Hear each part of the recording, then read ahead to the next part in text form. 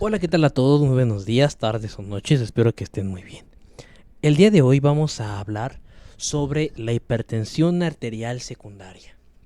Ya tenemos una serie de videos hablando sobre el manejo de la hipertensión arterial primaria, en la que encontramos más del 90% de los pacientes, incluso un 95% según algunos artículos. Sin embargo, es importante mencionar esta otra parte de la hipertensión arterial secundaria, que es un porcentaje mucho menor, cerca del 5 al 10%, pero teniendo en cuenta que cerca de más de 1.000 millones de personas y más de 10 millones de personas mueren al año por hipertensión, bueno, es un gran factor de riesgo que se conozca esta patología. Dicho esto, comenzamos. De manera principal vamos a definir a la hipertensión arterial secundaria. La hipertensión arterial secundaria se puede definir como aquella que tiene una causa subyacente. Si ésta se resuelve, en teoría, la patología hipertensiva podría desaparecer. ¿Qué quiere decir con esto? Que la hipertensión primaria es una enfermedad multifactorial que no tiene una causa en específico. ¿Por qué? Porque tiene muchos factores de riesgo, como lo es el tabaquismo, la obesidad, el sobrepeso, el síndrome metabólico, ¿no? Para no irnos tan lejos, el estilo de vida, incluso factores genéticos. Hoy en día se reconoce que hasta el ambiente puede afectar, hasta la microbiota tiene un papel dentro de la hipertensión. Por ello es bien interesante entender más acerca de la misma. Representa de un 5 al 10%, como les digo. Sin embargo, el impacto puede sonar pequeño, pero si lo traspolamos a que básicamente más de 1.000 millones de personas en el mundo tienen hipertensión, pues por eso es que cobra un principio muy importante.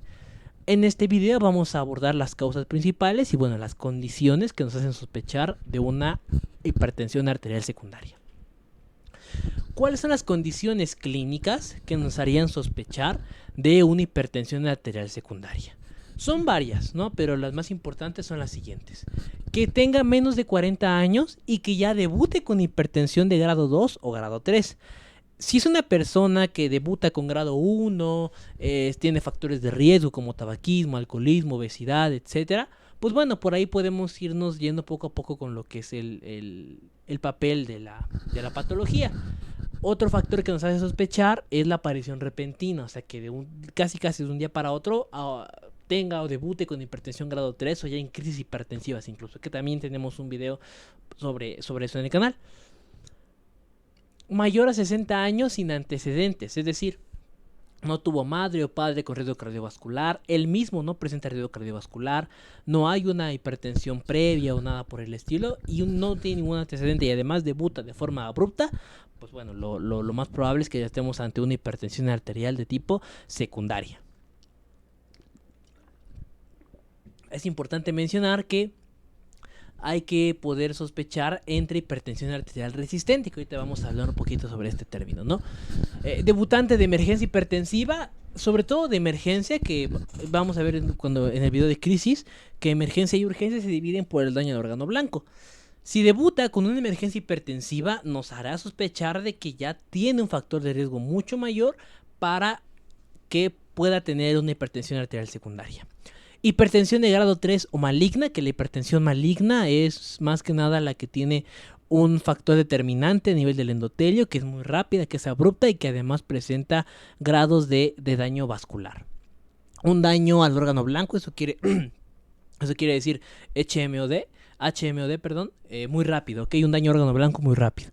También hay hallazgos clínicos o bioquímicos que nos indiquen una patología subyacente, como un problema endocrinológico, un problema de aterosclerosis, enfermedad renal, signos de cualquier problema como apnea obstructiva del sueño y daño en el embarazo. Estos son hallazgos clínicos que nos podrían sospechar de que el paciente tiene una causa subyacente o secundaria que le está elevando la presión y que esta elevación de la presión arterial es la que nos está conllevando a una patología mayor. Ahora, hablando del tema de hipertensión arterial resistente, es importante mencionar que no hay que confundirlo con hipertensión arterial secundaria, porque uno puede incluir a la otra o viceversa. La hipertensión arterial resistente se define como aquella hipertensión que tenga igual o más de 3 fármacos a dosis máximas toleradas y que aún así no logremos controlar la hipertensión. Aquí hay que preguntarnos, ¿realmente es una causa secundaria? ¿O hay que evaluar mejor la patología de base? Es decir, el paciente qué está haciendo para controlar su presión. Si únicamente está tomando sus medicamentos, por ejemplo, y ni siquiera los toma de forma correcta, no hace ningún cambio en el estilo de vida y además tiene otros factores predisponentes, pues lo más seguro es que siga con una resistencia a pesar de que se sigan añadiendo fármacos. Alteraciones variadas, como les digo, que tengan que ver más con el estilo de vida o causas genéticas, que por alguna u otra razón, algún gen, por ejemplo, el gen del sodio que esté alterado y que recapture más sodio de lo que está haciendo, empieza a elevar la presión y por lo tanto jalar más líquido por ósmosis, eleva el volumen intravascular y el volumen de agua como tal, y esto va a provocar que haya un daño en todo el sistema, no sistémico en general. Y causas genéticas, como les mencionaba. El daño primario hay que tenerlo bien presente porque una hipertensión arterial primaria mal controlada, descompensada, sin adición al tratamiento, en donde además no haya control del estilo de vida, puede llegar a provocar una hipertensión resistente y hacernos sospechar de una hipertensión secundaria. Aquí lo más importante es el aspecto clínico y evaluar de forma correcta cuál es el fármaco o cuál es el tratamiento adecuado para nuestro paciente, cómo generar cambios en su estilo de vida y sobre todo mejorar su calidad de vida. Como les digo, cuando añadimos 4 fármacos y esta se controla, vamos a definirla como hipertensión arterial resistente controlada. ¿Ok? Y otras formas es la refractaria, que ya son más de 5 fármacos y aquí lo más seguro es que sea una hipertensión secundaria maltratada. En el caso de la confirmación de la resistencia al tratamiento, sería cifras mayores a 140/90 en una medida ambulatoria de 24 horas o también en el aspecto de la automedición, o sea que el paciente se automida su presión y que cifras mayores a 135/85 nos van a dar la patología de base en el caso del hogar. Además de tener en cuenta que el paciente ya tiene tratamiento con un IECA o con un ARA2, un calcio antagonista y un diurético. O sea, ya tiene triple terapia y las cifras de presión arterial no logran controlarse. ¿Cómo excluimos pseudoresistencia? Bueno, primero que nada, en los errores de las mediciones de la presión arterial.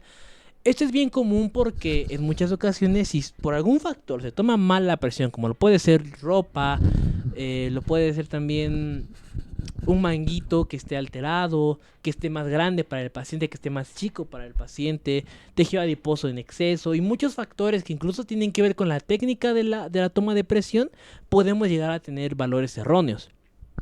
Por lo que la pseudoresistencia también se excluye cuando tenemos un monitoreo de al menos 24 horas o un monitoreo en el hogar de al menos 3 días, como veíamos en el video de diagnóstico de hipertensión, y confirmar la adherencia al tratamiento antihipertensivo.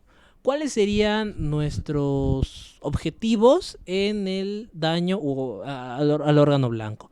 Pues primero en la afección cardíaca, hipertrofia ventricular izquierda, enfermedad de arteria coronaria, arritmias, ocular, retinopatías, por lo que hay que hacer un examen de fondoscopía o fondo de ojo, albuminuria o disminución del filtrado glomerular en el caso de afección renal, índice de las arterias braquiales o cualquier otra enfermedad periférica arterial y daño cerebrovascular. O sea, todos estos van a ser como, aquí ya me estás causando un daño mucho mayor y daño a órgano blanco.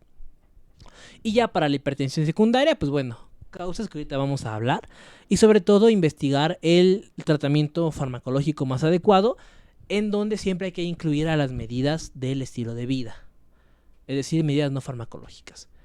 Esta es una pequeña secuencia de factores que pueden aparecer en cuanto a edad de hipertensión arterial secundaria.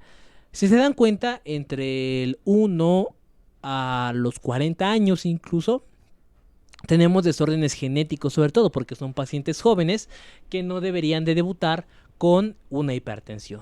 También entre los 13 hasta los 40, sobre todo menores de 40 años, encontramos a los tumores característicos secretores de catecolaminas, como el feocromocitoma y el paraganglioma.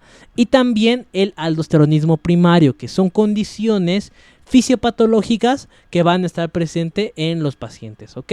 Mientras que en edades mayores, sobre todo en edades mayores de 40 años y mayores a 60, tenemos a la hipertensión renovascular ocasionada por patología aterosclerótica. Es decir, los vasos cada vez se van haciendo más duros y esto va a permitir que el flujo sanguíneo sea mucho más fuerte.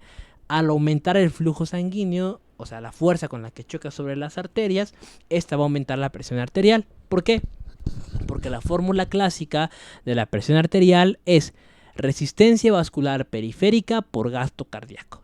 Entre más sangre salga del corazón por minuto, más va a ser el choque que va a tener con con las paredes arteriales y por lo tanto mayor fuerza de contracción y pues elevación de la presión arterial como último punto. Empezando a hablar ya directamente de las patologías, vamos a mencionar a las más comunes. Empezaremos con el aldosteronismo primario. En muchos artículos refiere que es la forma más común de hipertensión arterial secundaria. Algunos hablan de la patología del parénquima renal, pero realmente es más por epidemiología y por pacientes afectados. No es lo mismo que seas una enfermedad que solo afecta entre 19 a 60 años, por ejemplo, a que seas una que afecta durante toda la vida, pero que en números esta sea mayor, ¿no? O sea, espero que este punto sea entendido, es decir, esta tiene más números, pero la otra tiene como que más rango y por eso se piensa que es la más común. De manera general, el aldosteronismo primario tiene un riesgo cardiovascular bastante elevado porque la aldosterona promueve la pérdida de potasio, la obtención de sodio, la recaptura de sodio y el aumento de volumen en el líquido vascular. En cuanto a fisiopatogenia, es un incremento del receptor de mineralocorticoides, hay fibrosis, daño endotelial y daño al órgano blanco. O sea, sí es bastante acumulación de problemas que tiene el aldosteronismo primario. Sobre todo porque la aldosterona, además del factor del sodio, promueve esta como calcificación.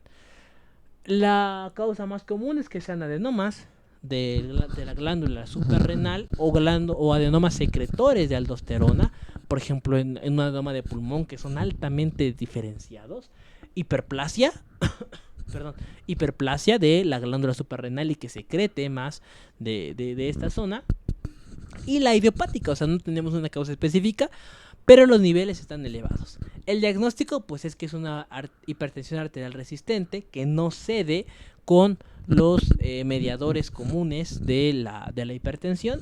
Hay una hipocalemia y es muy frecuente en menores de 40 años.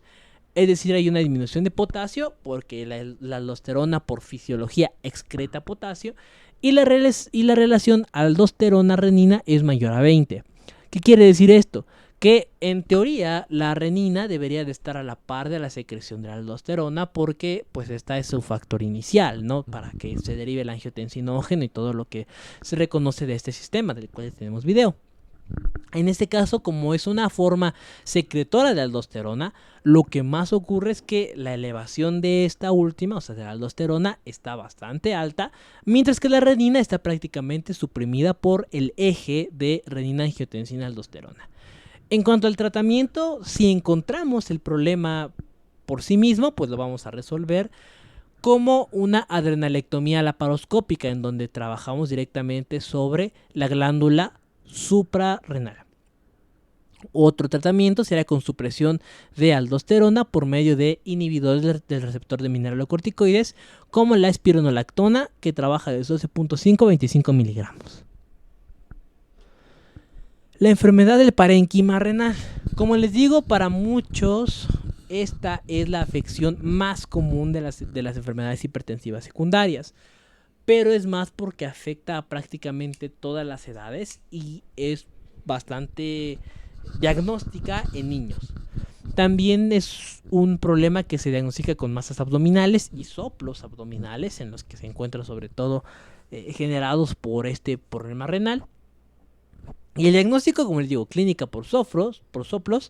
El característico es la pilografía intravenosa, o sea, para ver toda la zona de las pirámides del riñón, a ver si no existe algún problema parenquimatoso o incluso en todo el riñón en general, porque evaluamos corteza, forma, tamaño, y cualquiera de estos puede indicarnos su problema. La ecografía también es un método diagnóstico porque nos ayuda a la morfología, o sea, a la forma, al tamaño, al grosor de la corteza, a las masas renales, y también es importante que en el diagnóstico se incluyan las pruebas de función renal, sobre todo porque todo paciente con una enfermedad del parénquima renal y que además presente hipertensión y que tenga otros factores de riesgo asociados, es muy común que se le complique a enfermedades mucho más crónicas. Siguiente, enfermedad renovascular aterosclerótica. Esta se divide en dos grandes grupos, la aterosclerosis, mucho más común, y la displasia fibromuscular. La aterosclerosis es un endurecimiento de los vasos. Esta aterosclerosis tiene como factor importante que puede ser ocasionada en los mayores de 60 años, sobre todo por el fenómeno de la propia senescencia que tiene el organismo. Puede estar entre un 8% de todos los adultos mayores, e incluso si el paciente tiene factores de riesgo asociados, se ha encontrado aterosclerosis hasta en un tercio, es decir, un 35% de todos los pacientes mayores de 60 años con factores de riesgo tienen aterosclerosis. El efecto fisiopatológico que presenta es el siguiente. Esta es la arteria renal normal.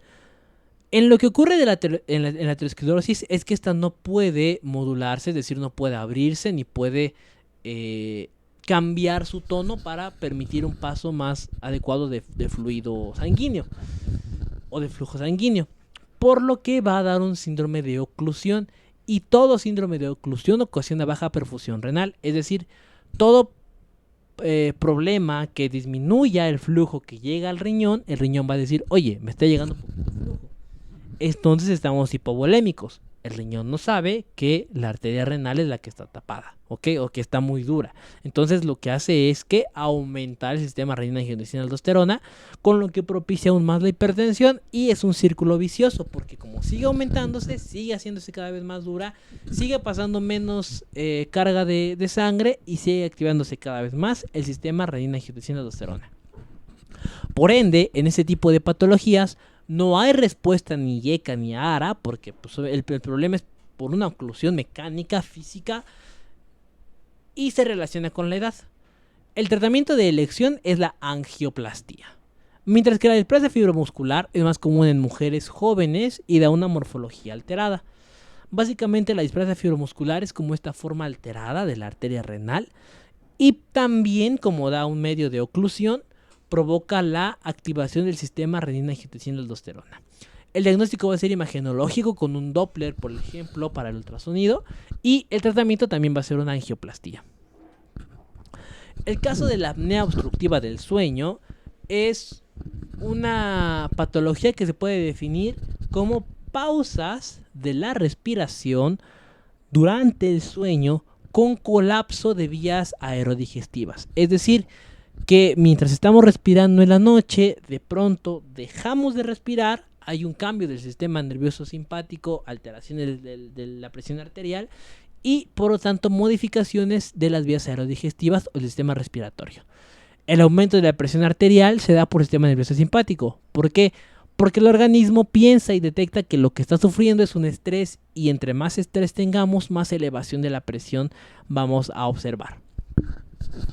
Aquí la apnea obstructiva del sueño por sí misma ya es un factor de riesgo cardiovascular, sobre todo porque genera hipoxia, y esta hipoxia, al igual que la disminución de la presión por hipoperfusión, provoca activación del sistema renina-angiotensina-aldosterona, es decir, una elevación de todas las enzimas que provocan una captura de sodio, una acumulación de agua y un aumento del volumen.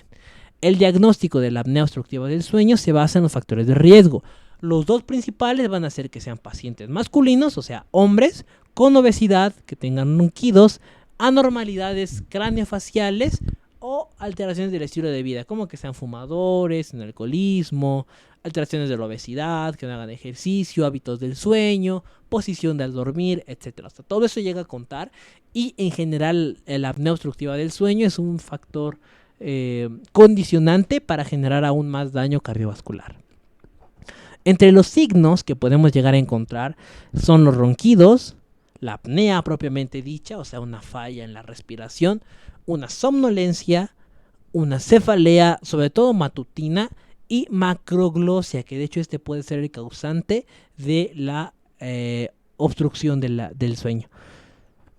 Su diagnóstico de elección se llama polisomnografía de la noche, que básicamente mide la capacidad respiratoria que se tiene y pues bueno, cómo es que esta puede ir trabajando para elevar la presión arterial. El tratamiento cambia el estilo de vida, obesidad, tabaquismo, higiene del sueño, demás situaciones. El tratamiento debe ser visto por otorrinolaringología para un diagnóstico quirúrgico adecuado y también puede usarse dispositivos de presión continua positiva para mejorar el flujo de oxígeno. En cuanto al síndrome de Cushing, es una afectación ya un poquito más rara. Su prevalencia es entre el 2 al 5% de hipertensión arterial secundaria, o sea, es una causa mucho más bajita. Sin embargo, aún así, por la gran prevalencia que tiene la hipertensión arterial, esta debe ser una causa muy investigada. Hay signos clínicos en específico como la cara en luna, la grasa parda a nivel de la jiba, como una jiba de búfalo, marcas abdominales como tipo enfermedades de petequias o cualquier otra condición que provoque como estos moretones, entre comillas, un abdomen penduloso o con esta forma característica, protegido adiposo excesivo y daño a nivel de lo que son brazos y piernas. En cuanto hay que investigar primero una enfermedad exógena, es decir, uso de corticoides concomitantes para cualquier enfermedad inflamatoria, por ejemplo. También hay que investigar el efecto endógeno de los tumores, es decir, otros tumores que provoquen metástasis hasta lo que es otras regiones como órganos suprarrenales y produzcan más cortisol, o que por alguna cuestión exógena pues provoquen mayor mecanismos de control del cortisol. El diagnóstico se hace con un cortisol libre de 24 horas, cortisol en saliva y la supresión con dexametasona.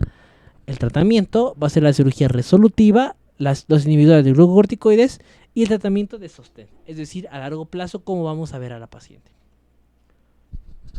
Tumores secretores ya son más raros, principalmente tenemos dos, feocromocitoma y paraganglioma. Su división se hace debido a la zona en la que nacen. Los feocromocitomas están en la glándula suprarrenal y los paragangliomas, como su nombre lo indica, en los vasos nerviosos o en los troncos del nervio simpático. En cuanto al feocromocitoma, hay un exceso de catecolaminas presentes en la glándula suprarrenal. 85% de los tumores pueden estar relacionados con esta parte del feocromocitoma, o sea, de los tumores secretores. El 85% son feocromocitoma y los signos característicos son más paroxísticos por activación simpática. Cefalea, elevación de la frecuencia cardíaca, de la tensión arterial. También es variable la frecuencia cardíaca y además tiene piloerección, con todo lo que ya lleva el síntoma sistémico simpático de forma general. También hay que medirse las metanefrinas en el caso del diagnóstico, aunque la relación pues va a ser bastante baja. Evaluación con la tomografía computarizada o resonancia magnética en el caso de sospechar alguna hipertensión de grado secundaria u observar de mejor manera a el tejido nervioso y al tejido de la glándula suprarrenal. Y pues obviamente el feocromocitoma debe resolverse hasta que se extirpe el mismo. El paraganglioma es más en los nervios simpáticos, son tumulaciones parasimpáticas, bloqueo alfa y beta 1 adrenérgicos. La inducida por sustancias sería por fármacos, principalmente como cuáles, los estimulantes del sistema nervioso, glucocorticoides, AINE, sustancias ilícitas, alcohol, inhalación, psicotrópicos, donde encontramos cocaína, cafeína u otras enfermedades que provoquen como una excitación mayor.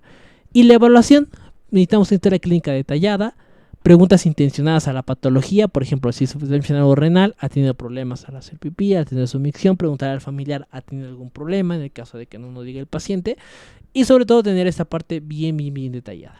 Preguntar las preguntas intencionadas, y el inicio súbito y la edad del paciente, como veíamos al principio. No es lo mismo que sea un menor de 40 años a que sea un mayor de 40 años o incluso mayor de 60 años, ¿no? Este rango de cuándo inicia la hipertensión y cómo inicia sobre todo. Y bueno, pues muchas gracias por haber visto el video, espero que les haya gustado, que les haya servido. Ya saben que estas son todas las referencias usadas en el mismo y si así fue, los invito a estudiar, a leer más. Nos vemos pues en el siguiente. Hasta la próxima.